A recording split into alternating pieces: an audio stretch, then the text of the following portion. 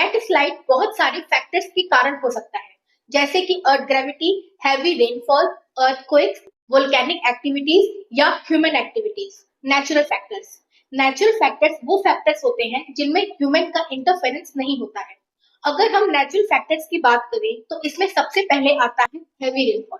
काफी देर तक बहुत ज्यादा बारिश स्लोपी सरफेस की जो रॉक्स होती हैं उनके पार्टिकल्स को वीक कर देते हैं, जिससे वो लूज हो जाते हैं और ये loosely bound rock particles water के साथ मिलकर हैवी हो जाते हैं और स्लोप से नीचे गिरने लगते हैं।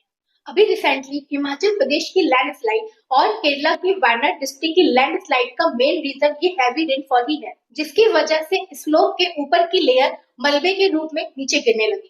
इस मलबे ने रिवर के वाटर में फंस करके रिवर के कोर्स को चेंज कर दिया और इस मलबे और पानी के सडन फ्लो ने बहुत दूर तक तबाही मचा दी। सेकंड नेचुरल फैक्टर है अर्थक्वेक। सडन अर्थक्वेक भी एक बहुत बड़ा रीजन है लैंडस्लाइड का। Sudden shaking of earth ground या अर्थक्वेक की वजह से स्लोपी सरफेस पे बहुत बड़े बड़े पत्थर रॉक्स अनस्टेबल होकर नीचे गिरने लगती है और फिर लैंडस्लाइड कॉज करते हैं।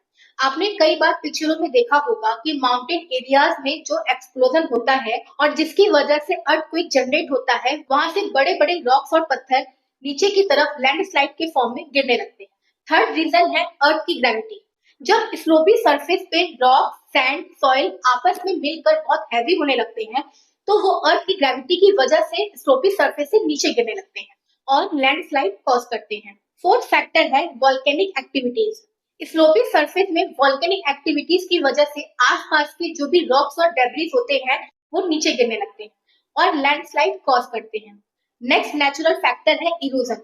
जब माउंटेन एरिया से रिवर्स या ग्लेशियर्स फ्लो करते हैं तो उनके कंटिन्यूअस फ्लो की वजह से आसपास की जो रॉक्स होती हैं उनके पार्टिकल्स वीक हो जाते हैं और ये loosely bound rock particles reverse और ग्लेशियर्स के साथ इरोड होकर नीचे गिरने लगते हैं और लैंडस्लाइड कॉज करते हैं।